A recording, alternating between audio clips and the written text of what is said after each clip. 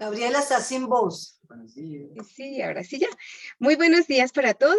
Es un gusto recibirles a esta jornada académica que tiene como propósito compartir con ustedes o responder a la pregunta precisamente cuáles son esas claves para prevenir el delito empresarial. Este es el panel Compliance, Atención del Ciberdelito y Auditoría Forense, que la Facultad de Contaduría Pública de la Universidad Externado de Colombia realiza en alianza con EDEU, Escuela de Negocios de España.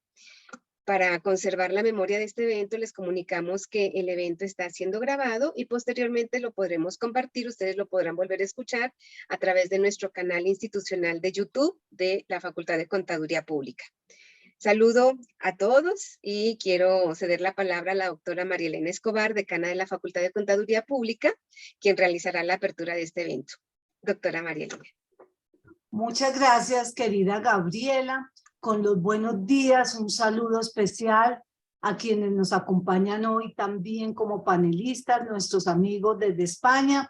Entonces, tenemos a Antonio, con quien hace muchos años ya hemos venido trabajando, quien ha venido a la universidad, ha estado con nosotros acompañándonos en eventos anteriores, pero también damos la bienvenida a Manuel, Ana Isabela, Carolina y el doctor Mariano Bernal, que está desde acá, y a todo el grupo, y seguramente tendremos muchísimas personas que nos acompañan hoy. Al lado mío está el profesor César. El profesor César es nuestro director académico, y en este momento, entonces, quiero primero darles la bienvenida a la Universidad Externado de Colombia.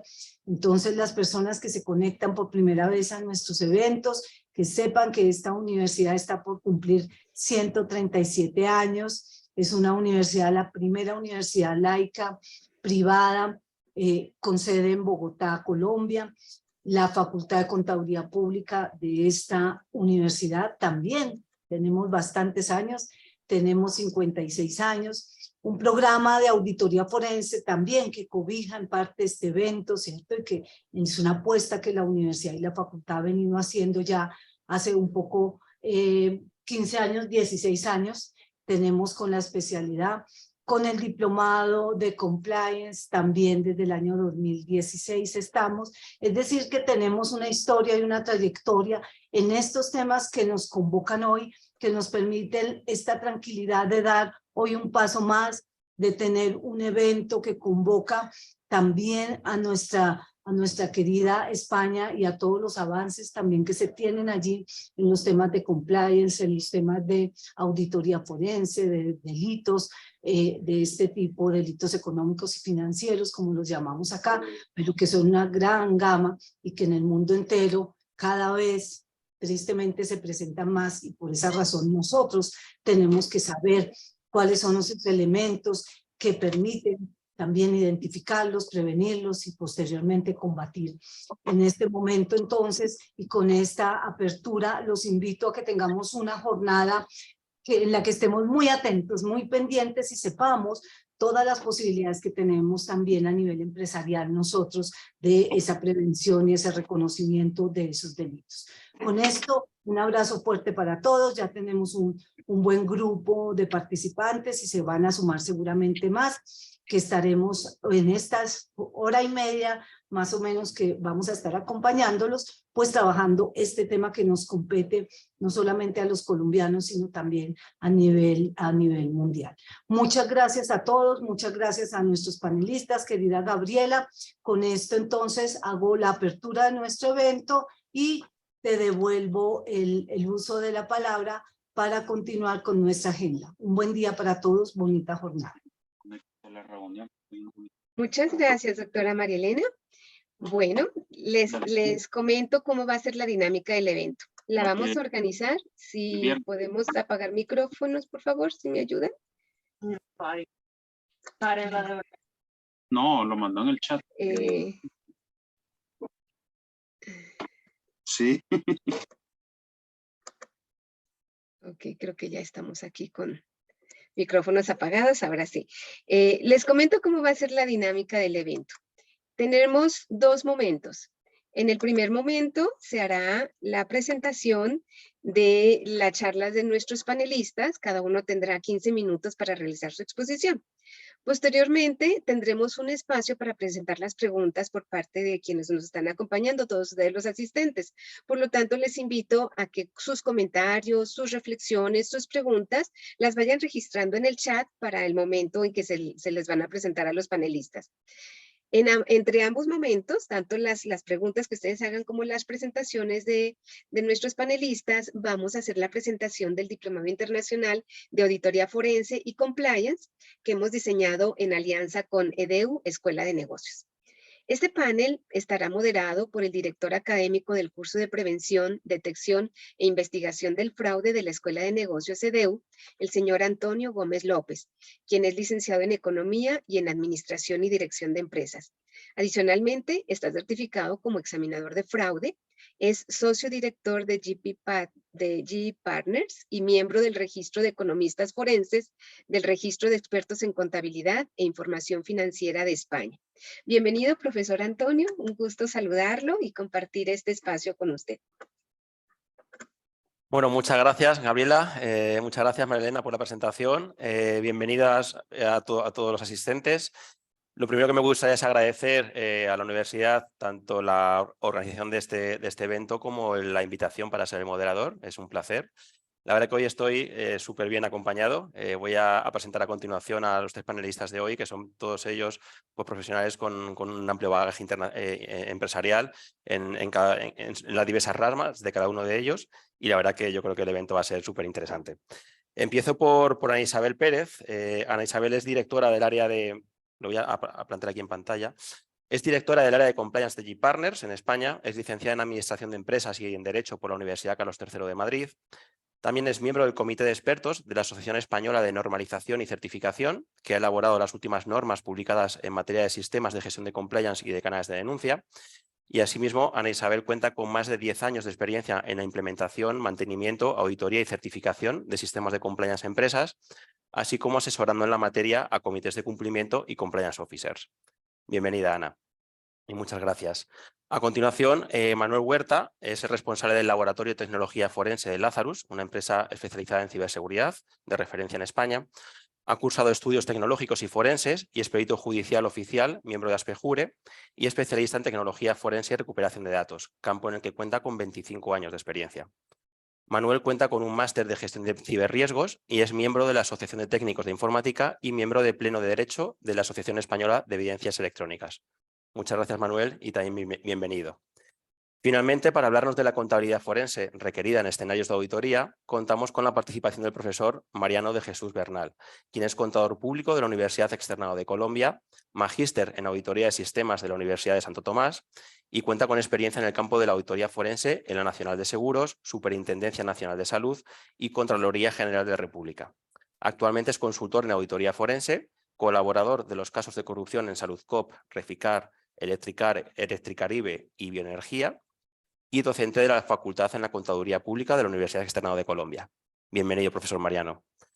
Bueno, hechas las presentaciones, vamos a ofrecer un espacio de 15 minutos a cada uno de los ponentes para que puedan desarrollar su exposición y recordamos a la audiencia que si cuentan con preguntas o comentarios, pues los pueden ir registrando en el chat para verlos al final del evento. Sin más, y retomando la pregunta que moviliza este panel, quería preguntarle a Ana Isabel, desde la perspectiva del compliance, ¿cuáles son las claves para prevenir el delito empresarial? Pues bueno, muchísimas gracias, Antonio. Un placer, como indicabas anteriormente también tú, estar aquí hoy con todos ustedes. Para mí es un placer que tanto la Universidad Externado como EDEU me hayan tenido en cuenta para este evento y para esa futura Semana Internacional del Diplomado, en la cual espero poneros cara y conoceros a todos los que estáis detrás de la pantalla en el otro lado del mundo. Este día me acompañará además Javier Bertolá, Compliance Officer del Grupo Publicis Iberia, y bueno, él dará también su visión, ¿no?, del compliance con esa gorra ya más empresarial, Yo por mi parte pretendo trasladaros hoy un poquito de esa pasión que siento por el mundo del compliance aplicado al mundo, por supuesto, empresarial, que os nazca ese interés por este apasionante mundo, pero con esa gorra un poco más de consultoría, ¿no? De asesoramiento al tejido empresarial español y europeo y, por supuesto, latinoamericano. Entonces, bueno, para dar respuesta a esta pregunta que planteaba Antonio, permitidme, por favor, compartir pantalla, que os he preparado una breve presentación. Creo que el anfitrión de la sesión me tiene que habilitar la función de compartir pantalla para que pueda hacerlo. Un momento. Claro que Mientras sí. que lo hacéis, no os preocupéis, voy avanzando. Al final, bueno, no podemos hablar de prevención de delitos, bien Ya sean... puede compartir. Vale, genial, pues dadme 3 segunditos y así ya veis la pantalla directamente. Ahora, por favor, me confirmáis si lo veis todo bien. Os la voy a poner en grande para que lo veáis mejor. ¿Se ve bien? Muy bien. Sí, sí. Estupendo. Estupendo. Pues como os decía, no podemos hablar de compliance, ni de ciberdelitos, ni de delitos económicos, si no es de una forma unida, ¿no? Todo está totalmente alineado y tiene un objetivo común, ¿no? Son patas que todas complementan una misma mesa, como yo digo, ¿no? El compliance abarca cualquier tipo de riesgo, cualquier tipo de exposición al riesgo del tipo que sea, pero por supuesto los riesgos de cumplimiento y dentro de la gorrita de los riesgos de cumplimiento, los riesgos penales o los famosos delitos entre los que se encuentra toda la parte de ciberdelito y toda la parte económica. Pero yo en mi exposición voy a ir a un amplio alcance, ¿vale? A un compliance en sentido general con esos matices más enfocados a los delitos en general. Quiero decir, me vale el ciberdelito, me vale el delito económico, pero también me valdría un delito medioambiental o me valdría cualquier otro delito, por ejemplo, contra la seguridad social o hacienda pública o el lavado de activos, ¿vale? Pero al final me da igual el delito que sea, me da igual el riesgo que sea, un sistema de gestión de compliance funciona bajo los mismos pilares y la misma estrategia, ¿vale? Entonces, bueno, voy pasando pantalla, permitidme, no sé por qué no funciona bien, bueno, le voy a ir dando aquí, no me deja pasar pantalla, no sé por qué, dadme 3 segunditos. Estos son los problemas del directo. No sé si quizá... De pronto te toca dejar de compartir y volver a intentarlo, Ana. No os preocupéis, creo que dándole a Next voy a poder avanzar y así no os hago perder sí. ni un solo minuto, que los panelistas siguientes traen muchísima información de interés. Lo que os decía, vamos a hacer un enfoque del compliance en general, como obligaciones de cumplimiento en general, con una aplicación muy práctica y muy empresarial, pero centrada sobre todo en esa gorra del delito, del compliance penal, ¿vale? Que es comúnmente como lo conocemos. Como sabéis, tan solo tengo 15 minutos, poco voy a poder adelantaros, pero espero, ya digo, transmitiros un poco la importancia de estos temas en cualquier empresa de cualquier lugar del mundo. Empezaremos con una breve mención, ya digo, muy breve por los tiempos que tenemos, a cómo implementar un sistema de gestión de compliance, un sistema de gestión de cumplimiento normativo. Continuaremos con todo lo que tiene que ver con qué nos aporta como empresas, tanto a nuestros clientes como a la propia empresa fabricante o del sector farmacéutico o del sector industria, si implementa este tipo de sistemas. Y continuaremos para cerrar mi parte de la ponencia y dejársela a los compañeros con el compliance en un mundo globalizado. No nos podemos olvidar, hoy aquí conectamos Latinoamérica, Colombia en particular con España, pero al final las empresas también viven conectadas en cualquier parte del mundo y no podemos olvidarnos que el compliance, para realmente estar adaptado a las compañías, también debe ser global, internacional y cumplir con estos requisitos a nivel de conjunto, ¿vale? Como os digo, vamos a adentrarnos en estos minutitos que tenemos en cómo implementar este tipo de sistemas, ¿no? ¿Qué tenéis que tener en cuenta para implementar en vuestros clientes o en la empresa para la que trabajáis un sistema de gestión de compliance en general y en particular si nos centramos en el ciberdelito, en los delitos económicos, en cualquier delito en su conjunto? Pues os voy a ir contando punto a punto para que lo tengáis todo en pantalla, voy a iroslo mostrando para que podáis irlos leyendo. Disculpad esta pequeña incidencia técnica, pero al menos lo estamos viendo y podemos avanzar. Aquí están los distintos puntos que yo siempre os recomiendo que tengáis en cuenta cuando queráis implementar un tipo de sistemas como el que vamos a estudiar hoy un poquito en estos 15 minutos y en esa semana internacional entraremos en más detalle. Primero de todo tenemos que analizar el contexto, en qué sector se mueve nuestra empresa, qué competidores tenemos a nivel exterior, qué legislación nos aplica, qué nos pide el mercado y, por supuesto, el contexto interno, qué me piden mis empleados, qué clientes tengo, qué proveedores tengo, cuánto facturan, qué necesidades, qué expectativas tienen, ¿vale? Sería el típico análisis DAFO de debilidades, amenazas, fortalezas y oportunidades de toda la vida, pero llevado a un enfoque muy de riesgo, de gestión de riesgo, ¿no? De qué me puede afectar tanto a nivel interno como externo como sociedad. Una vez tenga claro mi contexto, tengo que hacer un análisis hacia adentro de qué controles tengo, cuál es mi estructura de control interna, tanto financiera, para paliar esos famosos delitos económicos de los que luego hablará el profesor, como no financiera. Y en esa no financiera, en esa estructura de control no financiera, estarían todos los controles, por ejemplo, para prevenir el ciberdelito, así como cualquier otro control operativo, como por ejemplo, para satisfacer la calidad de nuestros productos de cara a nuestros clientes, por poneros un ejemplo, ¿vale? Al final se trata de hacer un análisis, pensar hacia adentro y decir cuántos controles tengo, cuáles son, en qué consisten, cuánto de eficaces son y montar un inventario de controles preventivos, correctivos y detectivos, ¿vale? De todas las categorías para tener una sólida estructura de control interno. Una vez que hemos hecho esto, me es muy fácil saber qué me falta, ¿no? Y elaborar un plan de acción, ¿vale? Pues tengo muchísimos controles para prevenir el lavado de activos, pero resulta que no tengo ningún control para elaborar las nóminas. Pues tengo un problema, tengo un gap de control. Tendré que elaborar un plan de acción. Eso es un pilar fundamental también de este tipo de sistemas para garantizar la mejora continua, ¿vale? Junto con ese análisis de controles, ¿qué más voy a detectar? ¿Qué políticas corporativas me faltan? Quizá tenga muchísimos controles del día a día, de facto, de lo que tenemos que hacer, pero no tengamos una política corporativa conjunta que le diga a mi grupo de empresas internacional cómo se hacen las cosas. Quizá no tenga un código de conducta, quizá no tenga una política de regalos, de lo que se puede aceptar y lo que no, quizá no tenga una política anticorrupción para que mis empleados sepan que cada vez que vayan a hacer un trámite con la administración pública deben comunicármelo, quizá no tenga un protocolo para prevenir el acoso laboral, sexual, y todas estas políticas hay que tenerlas. Hay que dejar por escrito qué espera nuestra compañía de nuestros empleados en primer lugar y de nuestros stakeholders en segundo lugar. Tenerlo documentado por escrito, informar y formar a las personas. Solo así crearemos una cultura de cumplimiento sólida y una estructura de control potente. Siguiendo por el punto 4, y ya digo muy brevemente, encantada de ampliar información en un tiempo con vosotros, análisis de riesgos. Vale, hay muchísima normativa, muchísima referencia que nos dice cómo hacer un análisis de riesgos a día de hoy. La famosa ISO 31000 de Risk Management nos dice qué metodología podemos aplicar. Es un estándar que aplicáis en Latinoamérica y aplicamos aquí en España con total normalidad. Y es perfectamente válido para hacer un análisis de riesgos penales, un análisis de riesgos de prevención de delitos. Pero, por supuesto, también es válido para hacer un análisis de riesgos de ciberseguridad, así como un análisis de riesgos económico-financiero, ¿vale? Son estándares comunes que nos valen a todas las sociedades para cualquier tipo de riesgos. No entro mucho más en detalle, simplemente deciros que nosotros analizamos todas las obligaciones de cumplimiento a las que pueda estar expuesta una empresa en términos de probabilidad por ocurrencia y calculamos tanto el riesgo teniendo en cuenta todos sus controles como el riesgo al que está expuesto sin tener en cuenta ninguno de ellos, para ver la diferencia, para ver la foto. ¿Qué pasa cuando no tengo nada y qué bien estoy con todo lo que he trabajado con esta estructura de control?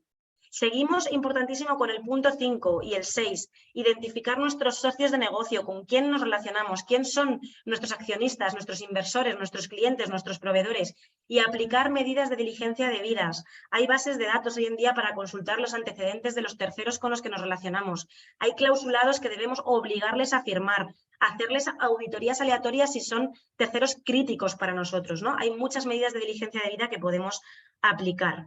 Por supuesto, punto 7, fundamental, cada vez más importante, más sonado para todos en todos los países del mundo, los famosos canales de denuncia, canales éticos, sistemas de comunicación interno. Aquí en España hace 2 días era prácticamente imposible que una empresa tuviera interiorizado la necesidad de tener estos canales de denuncia. Sin embargo, a día de hoy, por ley, nos obligan a tenerlos si tenemos más de 50 empleados.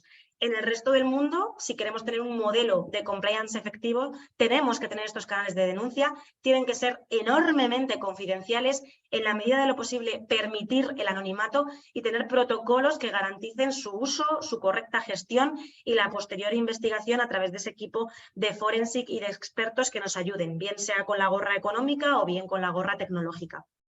Importantísimo también, punto 8, perdonadme la rapidez, pero sabéis que tengo poquito tiempo, todo lo que tiene que ver con el régimen sancionador, ¿no? O sea, si alguien incumple esa política anticorrupción, ese protocolo de acoso, ese código ético, tengo que sancionar. No podemos dejar las conductas sin sancionar porque no podré demostrar nunca que creo en esto, que hay una cultura de cumplimiento que es lo que realmente jueces y fiscales de cualquier país del mundo valoran. Valoran esa cultura y valoran este punto 10 de mejora continua, de que no haga un sistema de compliance penal, por ejemplo, perfecto, súper completo en el año 2023, lo meta en un cajón y no lo vuelva a tocar hasta el 2030. Eso no vale para nada. Tiene que ser algo vivo, actualizado y tengo que creer en lo que estoy haciendo para prevenir riesgos y mantener mi estructura de control.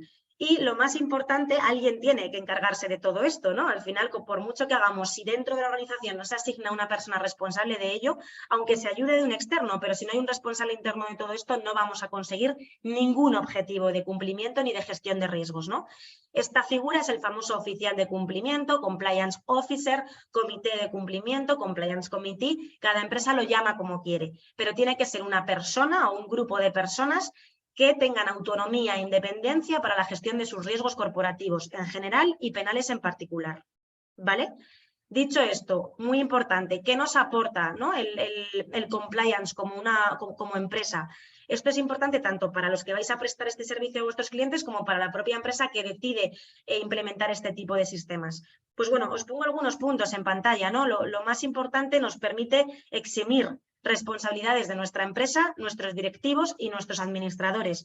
Si demuestro ante un juez que tengo un modelo de compliance sólido y que creo en ello, al final la mayor parte de los ordenamientos jurídicos de todos los países del mundo lo que hacen es que dejan al margen a la empresa, a la persona jurídica y solamente se condena al trabajador en cuestión que haya cometido el delito. Por tanto, en primer lugar, evito responsabilidades y con ello evito sanciones.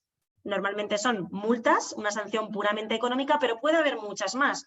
Prohibición de actividades, inhabilitación, suspensión, muchísimas otras sanciones. Y sobre todo lo más importante, el daño reputacional.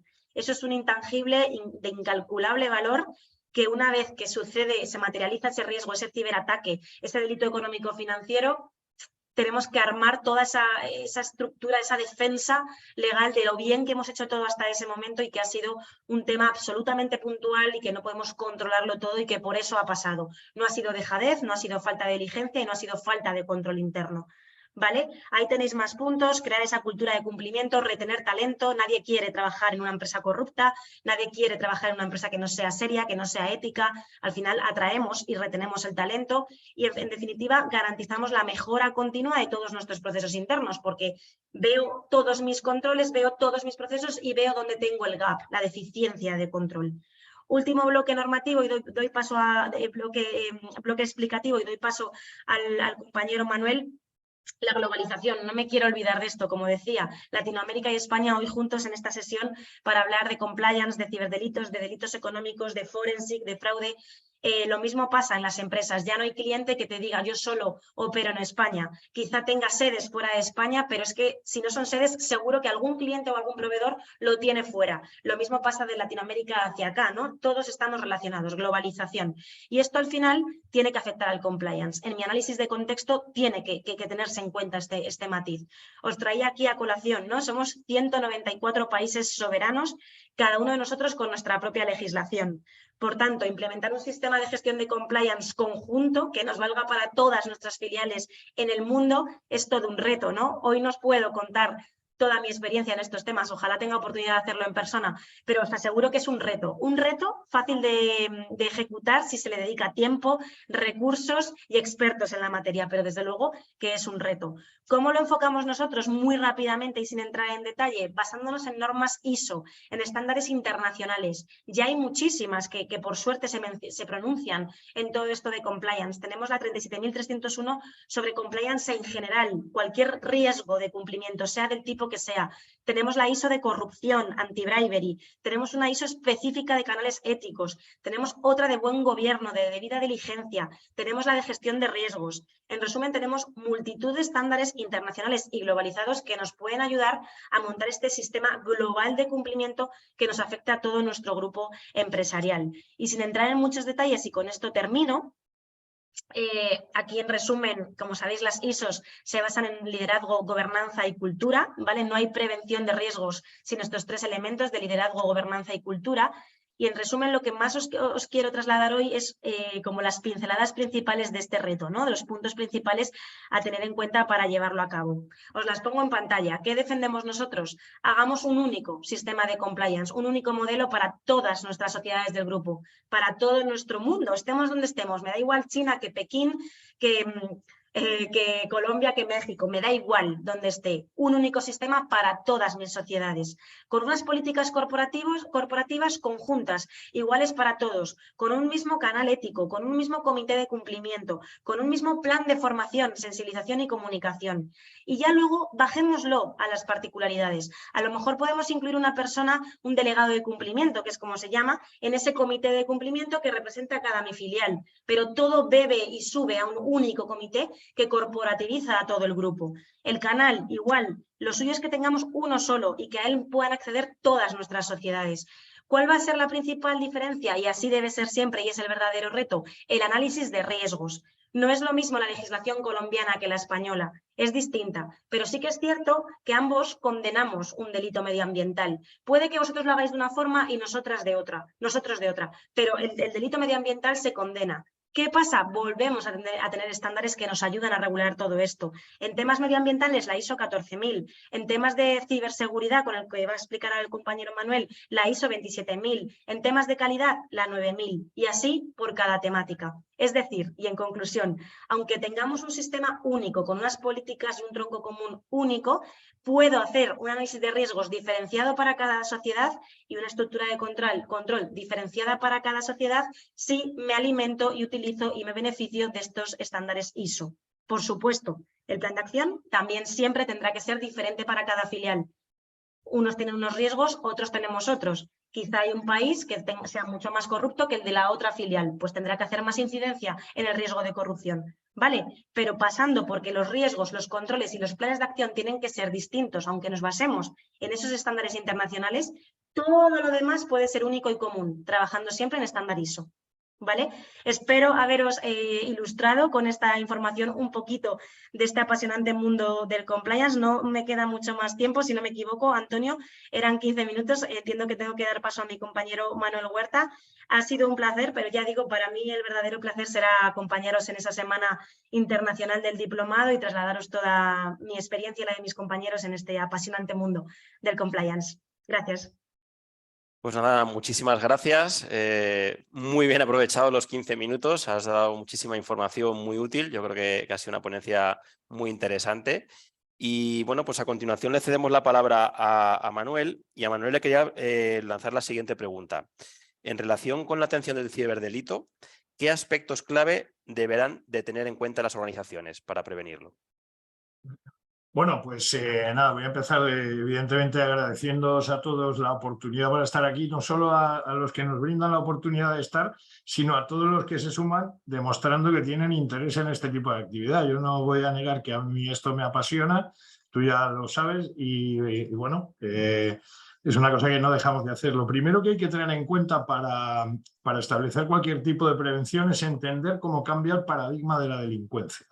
Es decir, los delitos antiguamente, hasta la irrupción de las nuevas tecnologías, que realmente no son tan nuevas, hay que comentar que Internet es un poquito más mayor que yo, con lo cual ya lleva dejando de ser nueva tecnología bastante tiempo, y no quita esto que no deje de ser dinámica, evolutiva y sobre todo muy, muy apasionante, ¿no? En el momento que empiezan a funcionar las nuevas tecnologías, empiezan a tipificar una serie de delitos que anteriormente no existían, que eran los delitos telemáticos, ¿vale? Los delitos telemáticos o el cambio de la delincuencia con la irrupción de los delitos telemáticos es que abre a la entrada de nuevos perfiles todo el paradigma delincuencial. Hay que tener en cuenta, siguiendo con apuntes como los que hacía Ana en cuanto a la globalización, tenemos que pensar que antes estábamos limitados a unas situaciones de delito muy relacionadas con el entorno directo en el que nos estábamos moviendo, se movía la compañía, y actualmente ese paradigma cambia por completo y nos encontramos con que nuestra empresa puede estar sufriendo o cometiendo delitos en la otra parte del mundo mediante la tecnología. Evidentemente, cuando la centramos, digamos, un poco en lo que es el área de actuación de la parte de los ciberdelitos y del ciberriesgo, nos vamos a encontrar con que tenemos que entender que todos estos nuevos perfiles de ciberdelincuentes han cambiado completamente y ya no estamos ante el típico delincuente, digamos, aguerrido, violento, que viene, digamos, con incluso formación militar o alguna cosa de este estilo, que digamos un poco el paradigma de malote que tenemos todo el mundo en la cabeza, y nos podemos encontrar con un criminal dentro de nuestra compañía que pesa 50 kilos y que no levantaría ni siquiera la voz. Entonces hay que tener en cuenta que la tecnología permite cometer este tipo de delitos. Este tipo de delitos, al final, dentro de las compañías, y siguiendo, digamos, un poco la vinculación que apuntaba muy bien Ana, uniendo toda la parte de compliance con la comisión o recepción de este tipo de delitos, nos vamos a encontrar con que al final nos van a afectar en uno de los 3 grandes ciberriesgos que existen. Aquí es importante ir puntualizando también que en el caso de los ciberriesgos hay que entender que ciberriesgos solo hay 3 y lo que existen son muchas amenazas. Los ciberriesgos son parada de negocio, es decir, continuidad de negocio. Nos vamos a encontrar con los riesgos reputacionales, ¿vale? Que son riesgos que, bueno, pues se pueden ver sometidos a delitos tanto internos como externos que nos pueden acabar afectando económicamente. Y luego la parte normativa, ¿vale? La parte normativa es fundamental, porque si no somos diligentes en el cumplimiento de la protección de la información que tenemos, pues al final, o bien las entidades reguladoras de datos personales o de control de datos acabarán bueno, pues, abriéndonos un expediente sancionador y provocándole daños a la compañía. Lo mismo si no hemos sido diligentes y acabamos teniendo algún tipo de incidente derivado de que algún usuario haya visto comprometidos sus datos por culpa de falta de nuestras diligencias, ¿no? Entonces, habiendo entendido correctamente estos 3 ciberriesgos, que básicamente son un poco el bombardeo diario al que se ve sometida una empresa, el establecer buenos métodos de compliance, como establece Ana y como propone Ana, es muy interesante porque en el momento que vayamos a tener cualquier tipo de incidente, ya sea de naturaleza interna o de naturaleza externa, si es esta prevención que permite hacer el compliance y sobre todo si se sigue y se evoluciona, una de las cuestiones más importantes que va a permitir es saber gestionar el incidente. Evidentemente, si se ponen manuales que se dejan en un cajón no va a servir para mucho. Esto además es una cosa dinámica y son estas amenazas que comentábamos que pueden desembocar en cualquier tipo de ciberriesgo las que nos obligan a estar todo el día revisando este tipo de aspectos. Una cuestión que sucede a lo largo del tiempo, a medida que van evolucionando estos delitos, es que se tiene que ir cambiando el paradigma de que el delincuente relacionado con la ciberdelincuencia siempre está fuera. Eso no es verdad, eso era al principio, siempre te atacaba alguien de fuera, pero ahora empezamos a tener y se empieza a observar un equilibrio en la tendencia entre delincuentes internos y delincuentes externos. ¿Qué es la ventaja? ¿Cuál es la ventaja para un delincuente interno? Pues que ahora mismo la información es petróleo en sí misma. Es lo que permite a las empresas continuar con su negocio, ofrecer sus servicios y prácticamente el 99% de todos estos servicios se prestan con algún tipo de intervención tecnológica, con lo cual, pues la extensión en sí misma de los delitos pues tiene que acabar afectando esta parte. Una cuestión también que es importante es poder tipificar los tipos de delitos, porque luego cuando se tiene que clasificar la manera de atender e intervenir en cada uno de ellos, dependiendo de la naturaleza, el sentido y el origen que tengan, hay que tratarlos y clasificarlos de una manera. Dentro de este tipo de entornos, generalmente, la tipificación de delitos se hace en 4 grandes grupos, ¿vale? Tendríamos el grupo 1, que es uno de los principales, que serían delitos contra confidencialidad, integridad y disponibilidad de los datos o sistemas, ¿vale? Aquí podemos tener el ataque desde fuera, pero también podemos tener el ataque desde dentro. No nos olvidemos de este cambio y de este equilibrio, esta tendencia que se observa en que ya los malos no están solo fuera, sino que empezamos a tener muchos malos de dentro. Evidentemente, si va a haber una responsabilidad penal de algún tipo por algún tipo de acción deliberada o por inacción de alguien de dentro de la compañía, hay que tener en cuenta muy bien cómo se tiene que reaccionar desde un nivel jurídico hasta operativo, con lo cual este conocimiento y esta tipificación, digamos, de este grupo 1 es muy importante tenerlo en cuenta. Todo el mundo ha oído hablar del término de los secuestros de información, y los secuestros de información no solo te lo hace un hacker norcoreano que te cifra toda la información. Si alguien de un departamento de sistemas con el acceso suficiente es capaz de cambiar, por ejemplo, los passwords de acceso a una base de datos, puede dejar parada por completo una compañía. Evidentemente es una acción delictiva y hay que tener en cuenta que esto puede ser así. Y luego, en este tipo de casos que se dan, bueno, pues siempre hay, digamos, algún contacto exterior que es el que va a encargarse más o menos un poco de negociar este tipo de circunstancias, y al final resulta que el delito ha nacido dentro y parece que nos lo están haciendo desde fuera. Aquí la observancia es fundamental porque va a permitir tener una visión muchísimo más objetiva de cuál es la situación real, ¿no? En el grupo 2 nos vamos a encontrar el delito informático estándar, como van a ser, bueno, pues la falsificación, las suplantaciones de identidad, borrado o supresión de datos informáticos. Hay casos que, bueno, pues seguro que todo el mundo conoce a alguien que iba a salir de una compañía y ha dicho, bueno, pues como me voy a ir ahora, estropeo todo esto y borro todos los datos. Ese tipo de daños, al final, la información se ha convertido en un bien tangible, como todo el mundo sabe, y evidentemente mantenerlo a buen recaudo y evidentemente no destruirlo, pues es una cuestión bastante importante. Luego, todos los procesos que entran después de cada una de las circunstancias que se pueden dar de los grupos de delitos, bueno, pues requieren de investigaciones que en muchos casos son verdaderamente caras, son muy complejas de ejecutar. La electrónica, digamos, o toda la investigación de delito tecnológico está basado en evidencias que son relativamente volátiles, y hay que saber, sobre todo, cómo no estropear más la situación cuando se nos da un caso como este, con lo cual tener toda esta normalización y protocolización de qué es lo que se tiene que hacer cada vez que sucede algo es fundamental. Tendríamos luego un tercer grupo, que son los delitos relacionados con contenido, básicamente. ¿Quién no se ha bajado una canción gratis? ¿Quién no ha visto una peli gratis, una serie? Y luego de ahí vamos a documentación y vamos a cosas muchísimo más relacionadas con el entorno empresarial. Todo eso está sujeto a propiedad intelectual, ya esté registrado o no, o sea, una explotación. Y entonces, en muchas ocasiones, se cometen delitos internamente por las empresas, precisamente, bueno, pues por pasar un poco por alto todo este tipo de delitos relacionados con la propiedad intelectual. Os pongo otro ejemplo que seguro que conocéis sobradamente. ¿Qué empresa no conocéis que haya estado usando desde un Office pirata a sistemas operativos y aplicaciones muchísimo más complejas, ¿no?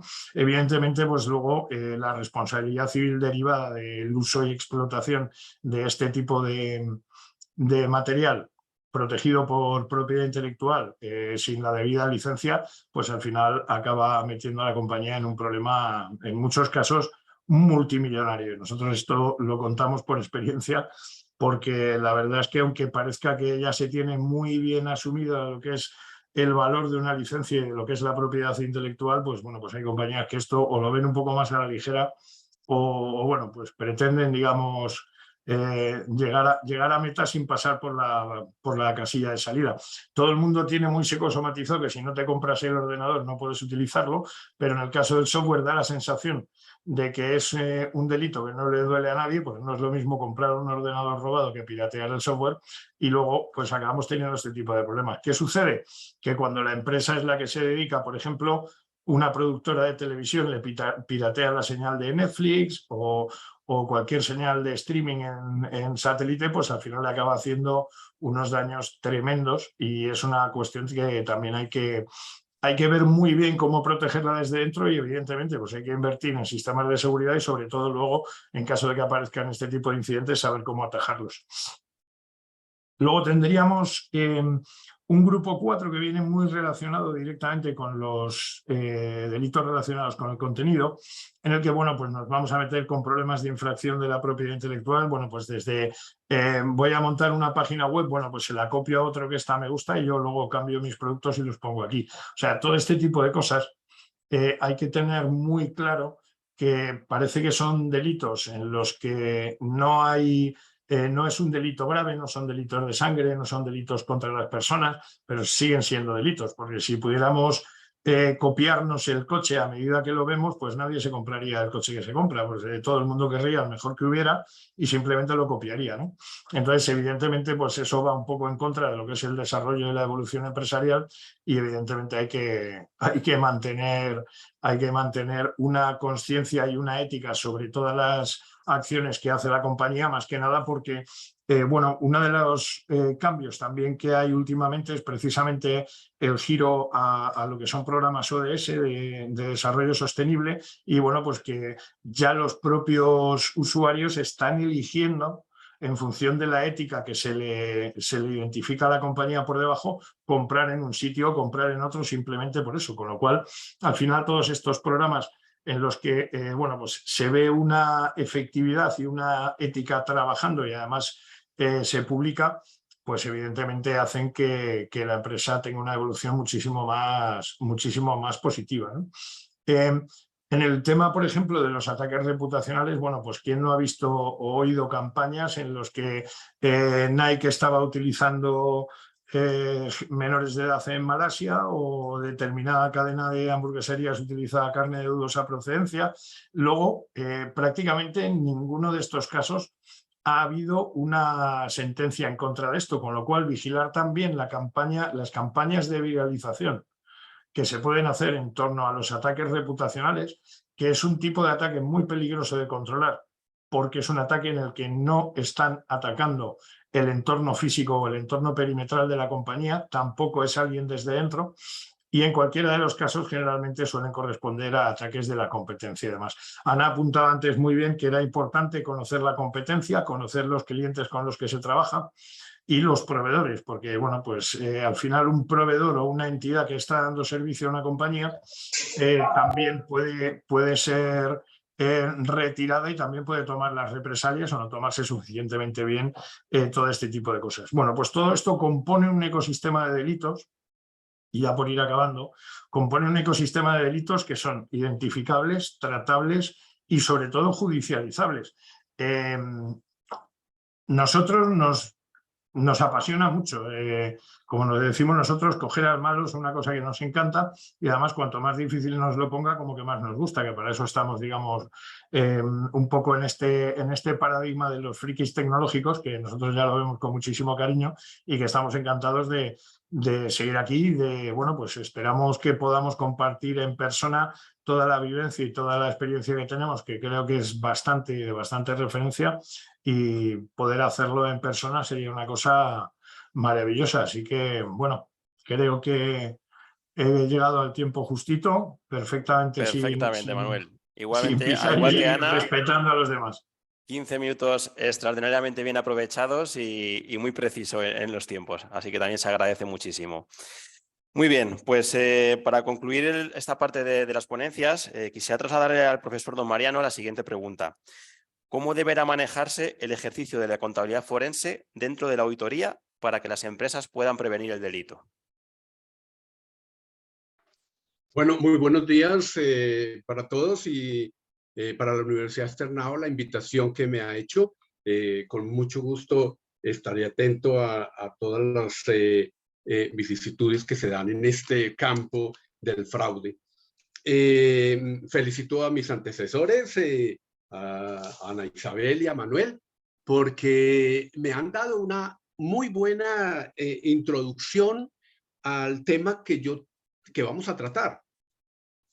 Desde luego que las empresas buscan la manera de cómo prevenir el fraude a través de manuales, procedimientos, manuales de ética, manuales de responsabilidad, el compliance que la empresa implementa a través de las ISO que nos hizo ver Ana, pero también nos ha introducido, Manuel, en un tema tan interesante y de actualidad y que cada día coge y toma mayor fuerza en lo que vamos a llamar inteligencia artificial. Esa inteligencia artificial que nos ha hablado Manuel de la manera como el perpetrador está actuando desde adentro o desde afuera de la organización, está menoscabando con toda la información que tiene una empresa. En Colombia hemos tenido el ejemplo más errático, como es el de meterse el perpetrador y secuestrar la información de las historias clínicas de una entidad de salud.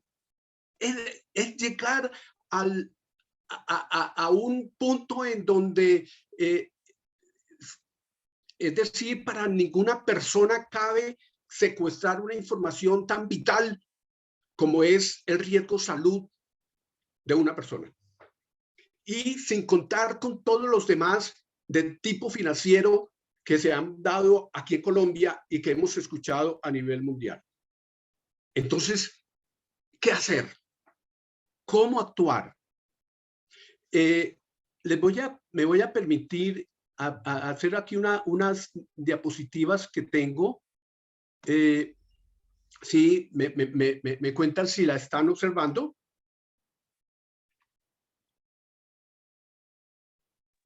Aún no. No. Voy entonces a compartir.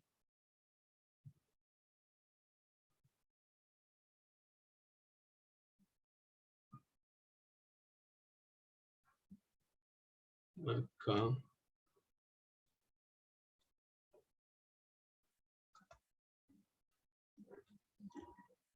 Ahora sí. Ahora sí. Ok. Voy entonces a ampliar aquí. Ahora sí, listo. Entonces, hablamos del índice de percepción de la corrupción. Nos llenamos de estadísticas. Decimos que en el mundo está rodeado de corrupción. Fui invitado por las Naciones Unidas a Egipto y a Túnez para hablar de corrupción. Y decía la ministra de Control, para nosotros aquí, el Contralor General en Túnez, decía, la corrupción es el peor cáncer que tiene el mundo.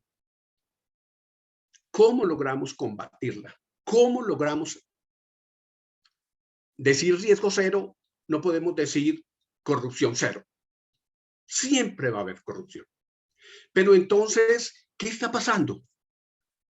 Que esas estadísticas, esos estudios, esas investigaciones y esas otras actividades que realiza la auditoría forense, ¿será que no están dando lo suficientemente fuertes o no son lo suficientemente ágiles para lograr combatir esos fraudes que se están generando de todo tipo? Entonces, haciendo alusión a Shakira, podríamos decir, el perpetrador va en Ferrari y el auditor forense va a un Twingo. Eso está pasando. El perpetrador va más allá de lo que está realizando y la manera como está actuando. Y él, como nos acaba de exponer Manuel, sabe perfectamente los algoritmos, sabe perfectamente cómo actuar y cómo hackear información y cómo meterse en la información de los cuentacorrientistas, ahorristas, en los inversores. Lo sabe perfectamente. El auditor forense no. ¿Está quedado? Es la pregunta que nos tenemos que hacer. Y por eso la permanente capacitación que necesita el auditor forense.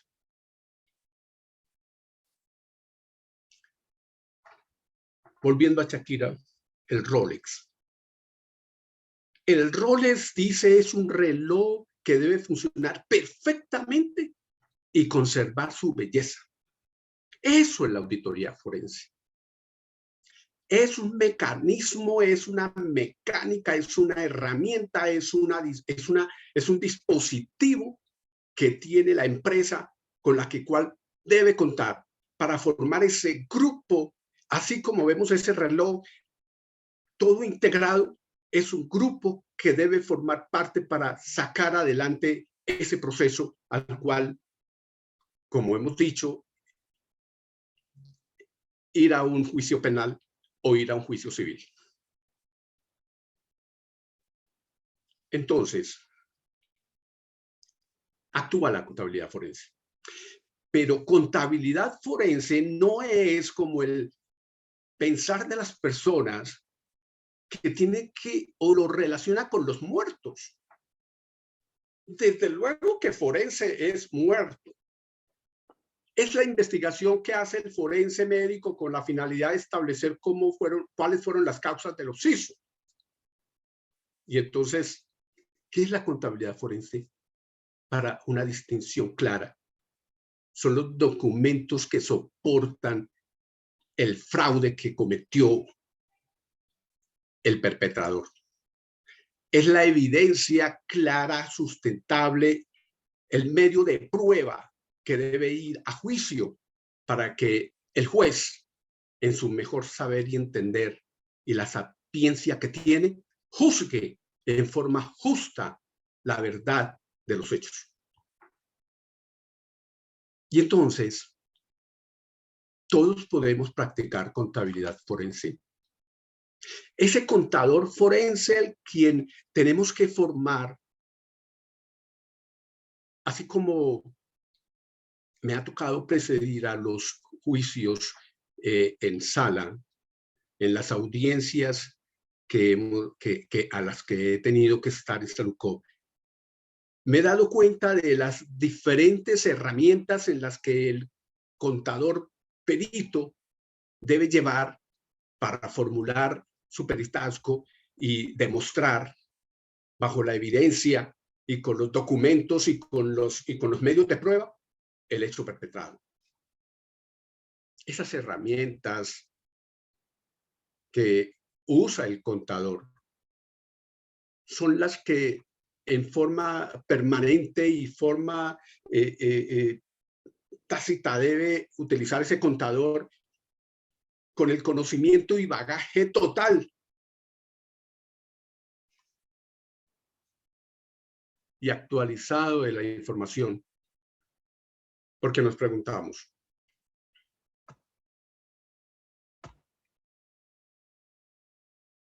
¿está la inteligencia artificial al servicio de la auditoría forense?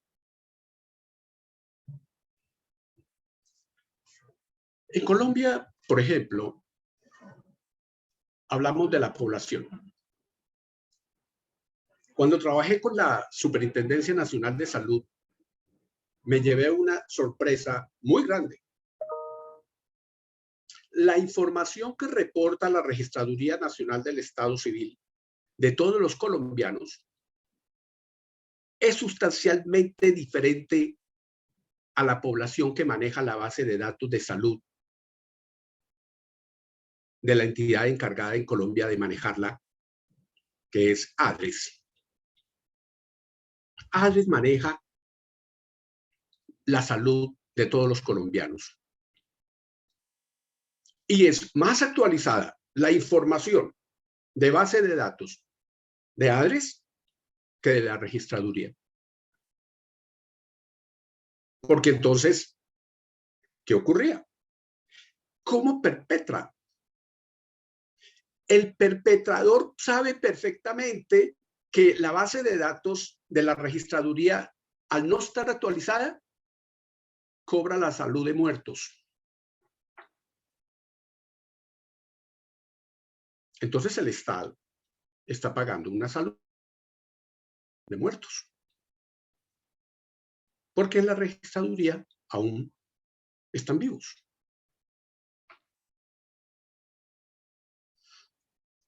Entonces nos preguntamos, ¿el auditor forense verdaderamente se está metiendo en los asuntos que nos habló Manuel? Esa inteligencia que se necesita,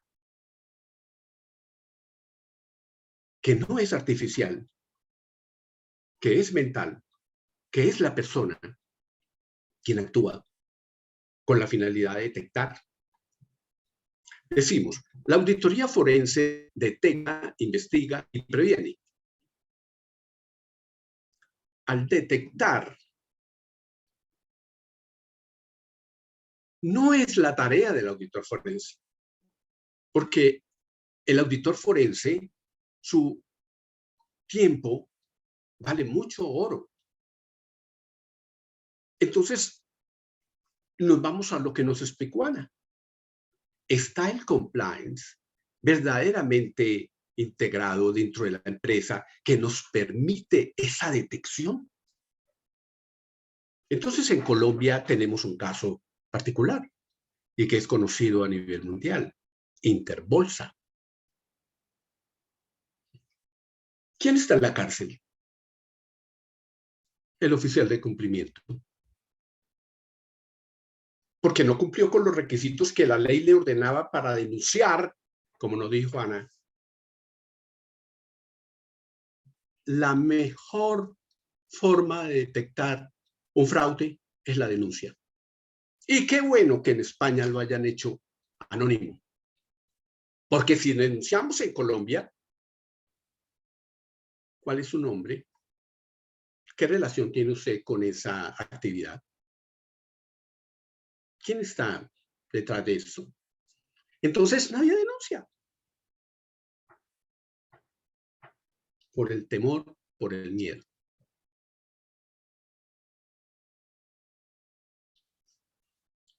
Una vez detectado, arranca la auditoría forense con todas las vicisitudes que tiene y con toda esa manera de trabajar, que es la forma como actúa ese auditor forense dentro de la organización. Yo recuerdo, nos decía Ana, una cosa muy importante, contexto de la empresa. Y me hizo recordar cuando el Contralor General, doctor Maza, me llamó y me dijo, Mariano, queremos que usted sea el auditor financiero de Reficar. Financiero.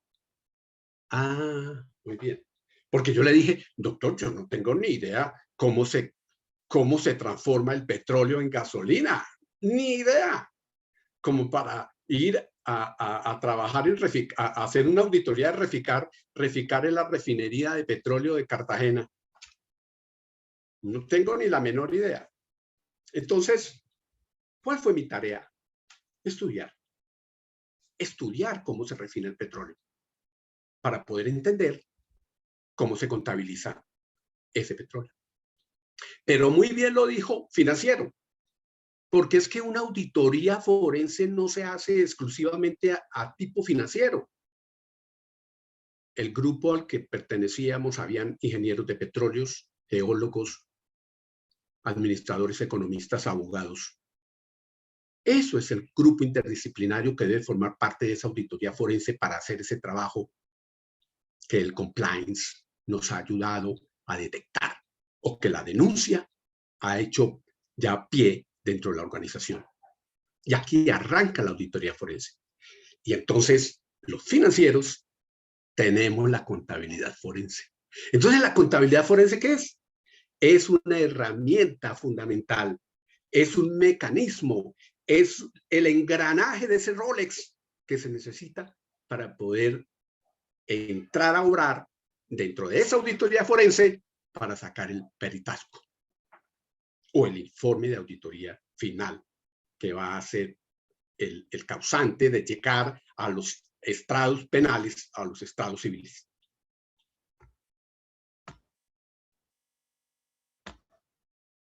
Pero entonces, esa contabilidad forense de la que estamos hablando, se han presentado en la mayoría de los casos. Por eso la importancia de la contabilidad forense dentro de la auditoría forense. Una contabilidad creativa, ¿dónde se dio? En Barry Vance, en Enron, en Interbolsa, en Olympus, en Parmalat y en Waste Management. Operaciones fraudulentas en Marte y en Interbolsa. En los desvíos de recursos en Saluco. Maniobras contables en Lehman Brothers. En el uso de la información privilegiada, Interbolsa. Estados financieros fraudulentos, el Mago. Entonces, como vemos, casi todos los fraudes están relacionados con la contabilidad. Y aquí es cuando la contabilidad forense toma fuerza y diseñamos las diferentes formas, las diferentes maneras, las diferentes mecanismos, herramientas, y entonces nos forzamos nosotros en realizar esa investigación para poder llegar no solo a probar el hecho perpetrado, sino a demostrarlo y evidenciarlo. Porque es lo más importante dentro de la contabilidad forense. Y de ahí, ¿por qué contabilidad forense? La documentación que se necesita llegar al proceso jurídico para que el juez tome la verdad absoluta. ¿Verdad absoluta? Pues la mejor verdad. Y juzgue en forma juiciosa. Entonces, aquí, ¿de qué se nutre la contabilidad forense? De la contabilidad. De la información tributaria. De la información a las superintendencias o a las entidades encargadas de vigilar y hacer inspección, vigilancia y control de esas entidades. De las cámaras de comercio. De la información pública. De todo aquello que le sirva al contador para demostrar el hecho perpetrado. Pero hay una cosa importante.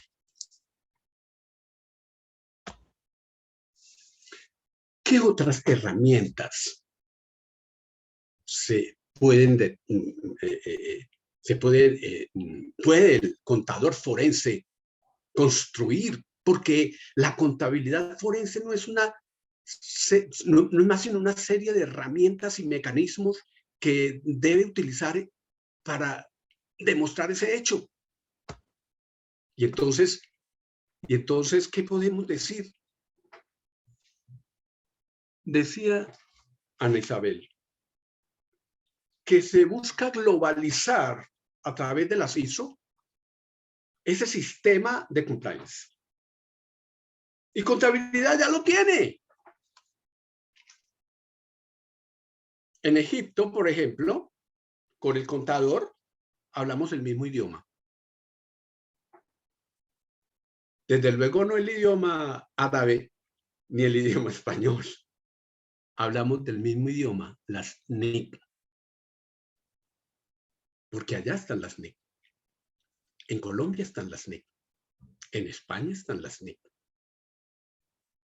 Pero el perpetrador sabe más de normas internacionales que el auditor forense. El perpetrador sabe perfectamente por dónde atacar.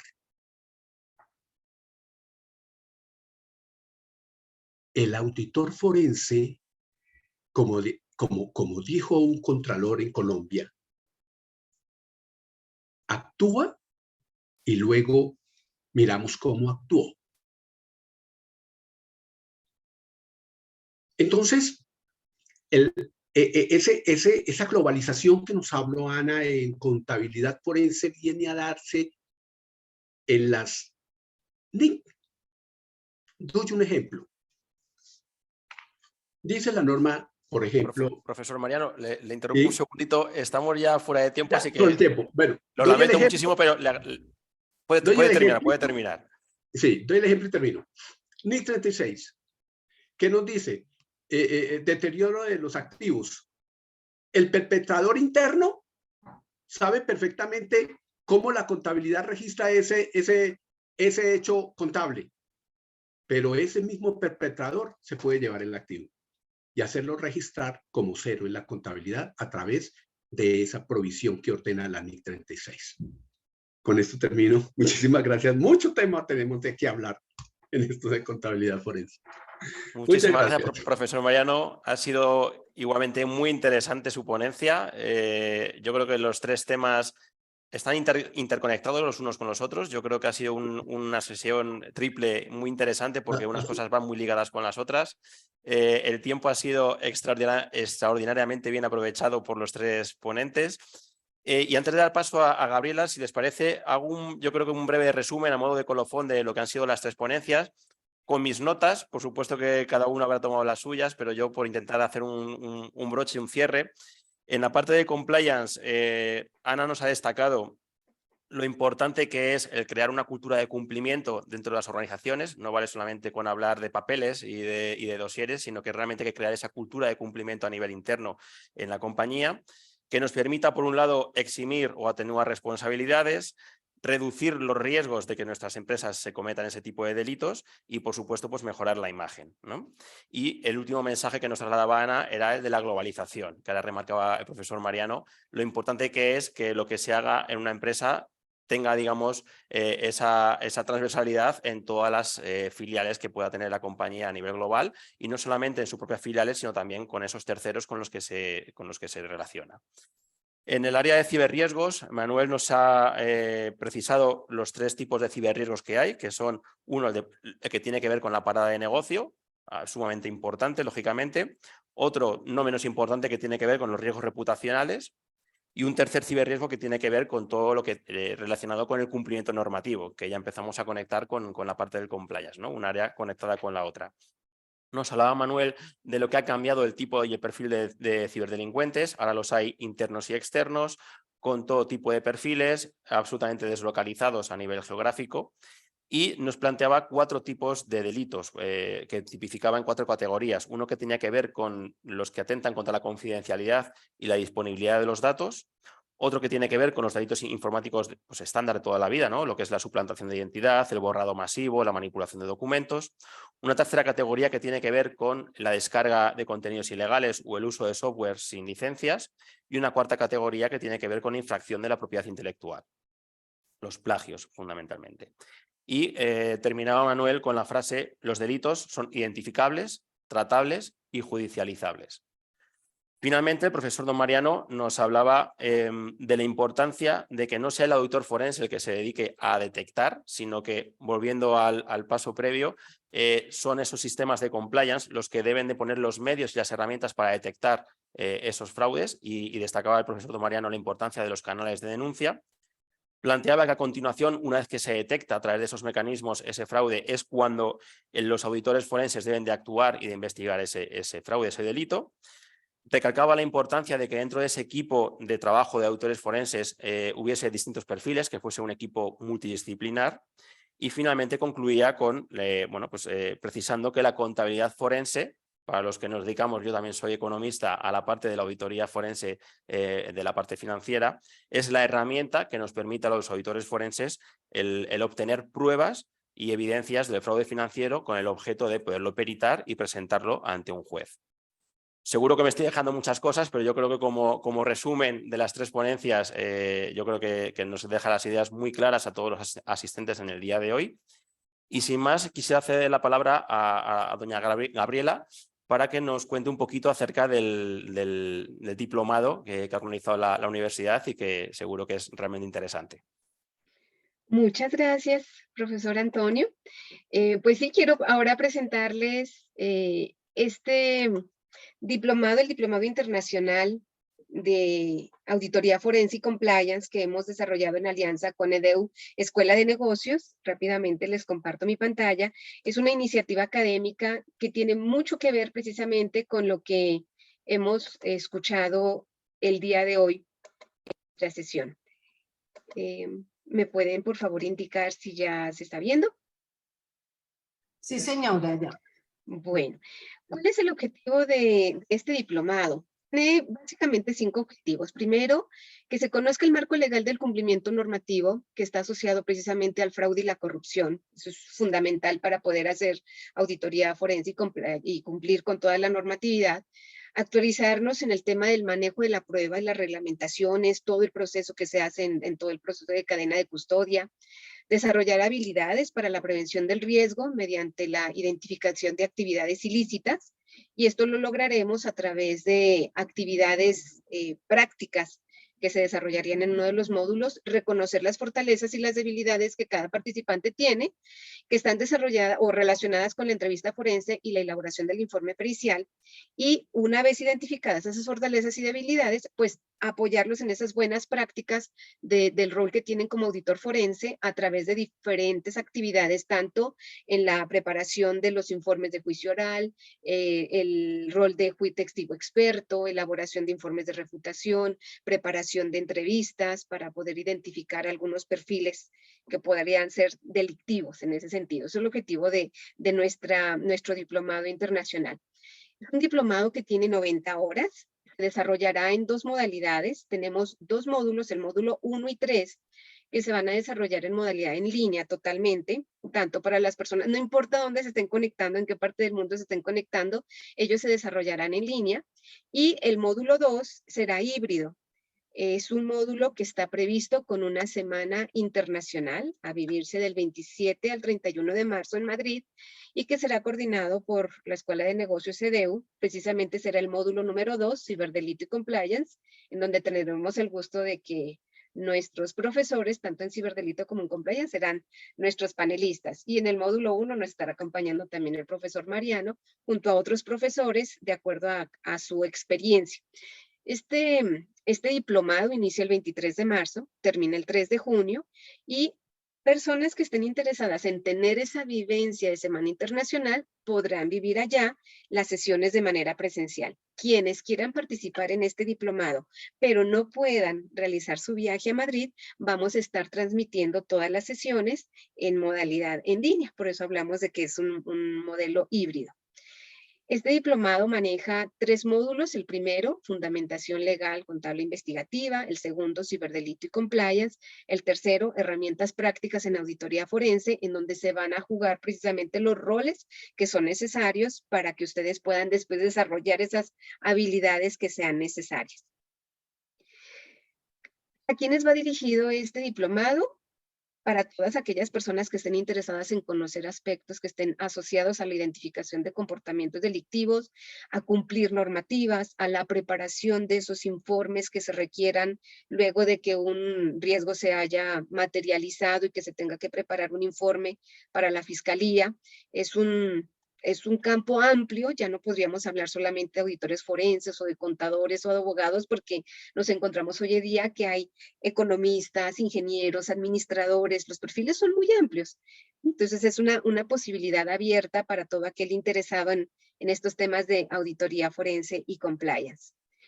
¿Cuáles son los aspectos diferenciales de cursar el diplomado internacional en auditoría forense y compliance con nosotros? Primero, pues es un alcance internacional. Nosotros tendremos profesores tanto de Colombia como de España, pero todos tienen esa experiencia y esa visión internacional. Se tendrá la posibilidad adicionalmente de realizar visitas empresariales para quienes vayan a Madrid, a esa visita internacional, a esa semana internacional. Además de tener sus clases, tendrán la posibilidad de participar y visitar algunas empresas que tienen sus laboratorios de auditoría forense y de seguimiento en términos de ciberdelito, la ciberdelincuencia, cómo trabajan ellos esos laboratorios. Nuestros docentes son expertos, cada uno en su temática. Van a tener tantos temas como ustedes vieron en los módulos, serán un profesor dirigido para cada uno de ellos. Tenemos un módulo de aplicación práctica con ejercicios y actividades posibilidad de juegos de roles. Tenemos sesiones sincrónicas, las que vamos a trabajar a modalidad a distancia, son sincrónicas, se van a encontrar con sus profesores. Ustedes tendrán un certificado de asistencia firmado tanto por la Universidad Externado de Colombia como por EDEU, Escuela de Negocios, siempre que, por supuesto, hayan asistido por lo menos al 80% de total de horas del diplomado. Y adicionalmente, para quienes son estudiantes y egresados tanto de pregrado y de posgrado, pues pueden acceder a algún descuento, y si de una misma empresa participan 3 o más participantes, también existe la posibilidad de descuento, como lo pueden ver en pantalla, aclarando que los descuentos no son acumulables, se opta por uno o por otro. ¿Cuál es la inversión que ustedes tendrían que realizar en este diplomado? Primero en tiempo, iniciando el día 23 de marzo con la inducción al diplomado y terminando el día 3 de junio. Los módulos y los horarios serán de acuerdo a los módulos. El módulo 1 y 2 se desarrolla totalmente en línea a través de la plataforma Teams y serán los viernes y los sábados de 7 de la mañana a 9, los viernes de 7 a 9, y el sábado de 7 a 1. Horario de España, para quienes se están conectando desde allá y que estén interesados en participar. Aquí cometí un error porque hay que sumarle, me disculpan por esto, hay que sumarle las 7 horas que tenemos de diferencia. ¿Listo? Ya hago la corrección. En el caso del módulo 2, las sesiones serán presenciales en España, pero serán transmitidas también hacia Colombia o hacia cualquier parte del mundo, ¿sí? Entonces, en España, las sesiones de las visitas están programadas por la mañana, de 10 a 12, hora de España, y las clases por la tarde, de 4 a 8. Y un seminario de cierre el viernes, que será de 9 a 11 de la mañana.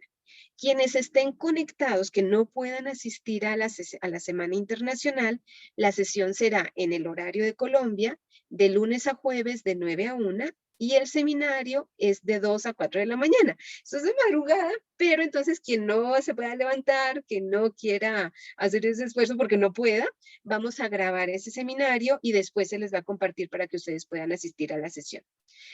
Este diplomado internacional tiene un valor de matrícula de 4.700.000 pesos colombianos y tenemos un periodo de inscripciones, ¿sí?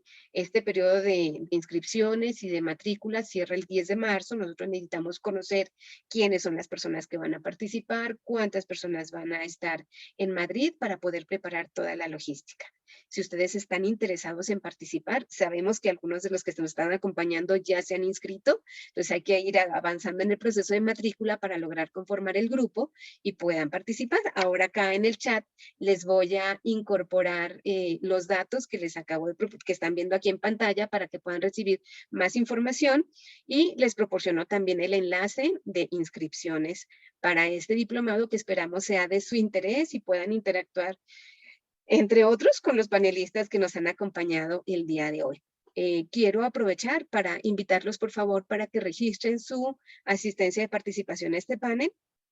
Ya en un momento vuelvo a poner el enlace. Entonces ahora damos espacio muy breve. Tenemos, creo que ya un comentario, profesor Antonio, de una de nuestras participantes, Tatiana, y estamos abiertos a cualquier otra pregunta que tengan también en relación con esta oferta académica que les presentamos. Profesor Antonio, le cedo la palabra nuevamente para hacer el cierre del panel y posteriormente cerramos este evento. Muchas gracias, doña Gabriela. Antes de dar paso a las preguntas, 3 puntos adicionales sobre la Semana Internacional. La primera, desde EDEU Escuela de Negocios, nos aseguraremos de que la experiencia de todos los alumnos sea extraordinaria y que se lleven un buen recuerdo de aquí. La segunda, sobre los ponentes de hoy, Manuel y Ana, serán las personas que lideren esas jornadas en la Semana Internacional. Y si en 15 minutos nos han contado todo lo que nos han contado, imagínense en 4 jornadas. Ahí lo dejo. Y la tercera es que entre las visitas a empresas, una de ellas, don Manuel Huerta, a quien se lo quiero agradecer personalmente aquí delante de todo el mundo, nos va a abrir las puertas de su laboratorio. Es un espectáculo el laboratorio de Lazarus. Yo he tenido la ocasión de conocerlo en persona y de verdad que es una experiencia tremenda el conocerlo y el estar allí. Así que ahí lo dejo. Sin más, pasamos a las preguntas. Creo que había una por aquí que hablaba... Es claro que estamos cortos de herramientas, para ello es importante la debida diligencia adecuada. Es el punto de partida para el conocimiento en detalle de las contrapartes. Ello nos permite minimizar los riesgos de todo tipo de delito. Entiendo que este comentario va un poco en la línea de esa due diligence reputacional, ¿no? que planteamos, quizá Ana, la pregunta más para ti, en el área del compliance, ¿no? Cuando hablamos de conocer con qué terceros nos relacionamos, ¿no? Exacto, sí, yo entiendo que va más por mi bloque, totalmente de acuerdo con lo que dices. Al final son procesos de due diligence que todas las ISOs ya además vienen incluyendo entre sus requisitos y entre sus puntos de norma, y hay que aplicarlos en todas las patas, tanto al trabajador nuevo que se incorpora a la sociedad como al que vamos a promocionar a un puesto de mayor nivel, como al proveedor nuevo que contratamos o le queremos renovar el contrato, como a los clientes, por mucho que sea más complejo de gestionar. Muchas empresas lo hacen en papel, como toda la vida, pues se mandan un cuestionario y contéstame estas preguntas y analizan el riesgo, y otros lo hacen, bueno, pues mucho más detallado y exhaustivo y automatizado a través de sus ERPs, incluyendo ahí los propios cuestionarios, las conexiones con bases de datos como Dow Jones. Todo ello se completa de forma automática, da una valoración del riesgo de ese tercero y ya en base a eso se le aplican las medidas de diligencia debida, pero sí, un tema absolutamente fundamental y posiblemente de los más complicados cuando se implementa un sistema de gestión de compliance, de llevar a cabo y de llevar al día. Sí, comparto la opinión. No sé si había alguna pregunta más por ahí. Creo que preguntaban sobre el costo que podría tener la estadía de una semana en Madrid. Eso, estamos trabajando con la universidad y estamos facilitando la información, o sea que yo creo que desde la universidad podrán compartir los detalles para tampoco alargar esto en exceso. Manuel, levantabas la mano, no sé si querías compartir. Sí, es que siguiendo con la primera pregunta, ha comentado Ana alguna cuestión que está muy bien, pero creo que hay que, evidentemente, prácticamente todas las herramientas que se pongan como medida al final van a resultar insuficientes, porque no existe ni el crimen cero ni la absoluta seguridad en informática. Entonces, lo que creo que es muy importante es la protocolización y tener los protocolos suficientes como para evitar determinado tipo de cosas y utilizar esos protocolos que se hagan como fuentes de información para luego dotarlo de inteligencia. Es decir, si tenemos fuentes de información suficientes para luego crear un proceso de inteligencia, como comentaba anteriormente el profesor Mariano, si tenemos esa inteligencia vamos a tener métodos de control suficientes, con lo cual los protocolos van a ser siempre mucho más económicos que implementar herramientas, pero también nos van a permitir que si se implementan herramientas se utilicen correctamente. Nosotros en ciberseguridad estamos hartos de ver empresas que tienen inversiones millonarias en seguridad y se cuelan luego por el sitio más absurdo. Muchas gracias, Manuel. Pues mira, acaba de entrar una pregunta que también va para ti. Buen día. Uno de los panelistas habló del secuestro de información. El diplomado también nos mostrará, en caso de que suceda en un entorno real, las herramientas y habilidades para encontrar el origen del suceso. Sí, es que precisamente esa es toda la parte forense, esto entra dentro del entorno del incident response, entonces hay que averiguar primero si tenemos máquinas comprometidas, si la amenaza es interna, si es externa y cómo se recomponen todos los casos y todos los pasos que ha dado el secuestrador para conseguir colarse. Porque si, por ejemplo, el secuestro viene derivado de una exposición de credenciales, hay que buscar cuál ha sido el método por el cual las credenciales se exponen. Si es un ataque a través de un exploit, saber qué es lo que se tiene que hacer, porque el compliance se aplica al final a todas las áreas, porque cuando hablaba Ana muy bien antes de la ISO 27, el ser más o menos diligente en la ISO 27 va a evitar muchísimos de estos sustos. Y todos estos procedimientos dentro de lo que es la puesta en marcha ante una situación de incident response en cualquier tipo de entorno, con cualquier naturaleza de delito electrónico, evidentemente, si no se conoce bien cómo hacer todo esto, es imposible revertirlo y por eso va a ser una parte muy importante de todo el conocimiento que vamos a compartir con los participantes. Estupendo, pues queda respondido. La respuesta es sí, se verá en el curso, en el diplomado. No sé si tenemos alguna pregunta más, creo que no me estoy dejando ninguna. En cualquier caso, bueno, tanto desde la universidad como desde EDU estamos a disposición de todos los asistentes en el día de hoy, pues cualquier duda que pudiera llegar con posterioridad al día de hoy, pues por supuesto la atenderemos gustosamente. Y por mi parte, nada más que agradecer a los ponentes lo fácil que ha sido la moderación en el día de hoy. Vamos a cumplir el tiempo al milímetro, con lo cual Muchísimas gracias a los tres por la claridad, por el contenido y por el respeto a los tiempos. Y por mi parte nada más. No sé si hace falta. ¿Queréis alguna cosa más? No, profesor Antonio, pues al contrario, agradecerle a usted, a Ana Isabel, a Manuel, a Mariano, por nuestros profesores, próximos profesores en este diplomado, que confiamos en que realmente vamos a lograr esta materialización. Lo hemos preparado con mucho entusiasmo, con mucho empeño para todos ustedes. Nos han preguntado en algún momento acá en el chat dónde pueden recuperar las memorias de este evento. Vuelvo a ponerles aquí en el chat el enlace a nuestro canal de YouTube de la Facultad de Contaduría Pública. Ustedes pueden irse a la lista de distribución de videos y ahí van a tener algunos otros que hemos tenido de eventos del año pasado, y ahí vamos a subir también nuestra información a partir del próximo año. También pues los invitamos a que ustedes nos sigan a través de nuestras redes sociales. Tenemos nuestro canal en Facebook Live, en Instagram, en LinkedIn. Ahí vamos a estar publicando información de diferentes eventos. Recordarles, por favor, que es importante nos registren su asistencia, participación del día de hoy. Para nosotros es vital conocer quiénes nos acompañaron, de dónde son, un poquito su perfil, para poderles compartir también información. Y si están interesados en participar en este diplomado, ya también les he compartido el enlace a través de donde puedan ustedes recibir información. Muchas gracias a todos por su asistencia, su participación, y los esperamos en próximos eventos. Doctora María Elena, ¿algo que quiera comentar? Yo creo que completo mi agradecimiento, por supuesto, a Antonio, Manuel, Ana Isabel, profe Mariano y Carolina, que está allí detrás de bambalinas, a ustedes por hacer posible este evento. Yo creo que muchos van a quedar con esa inquietud, esas ganas de, ojalá muchos tengan esa oportunidad, puedan viajar. Es una semana cortita pero sustanciosa, pero sobre todo la experiencia internacional que a todos nos hace falta, y más en este tema. Pues de mi parte simplemente el agradecimiento a todos, a ti Gabriela, por esta preparación y organización durante estos últimos meses, y a los participantes pues ojalá se animen y ojalá lo puedan hacer, y de todas maneras seguimos nosotros con nuestros eventos invitándolos a todos. Mil y mil gracias, bienvenidos siempre a la universidad y un bonito resto de día para todos. Hasta pronto. Que estén muy bien, muchas gracias a todos. Gracias a todos. Gracias, abrazo. Manuel. Un abrazo. Muchas gracias. Gracias, Antonio, Ana Isabel, Mariano. Gracias, muchas gracias a todos. A ti, doctora María Elena.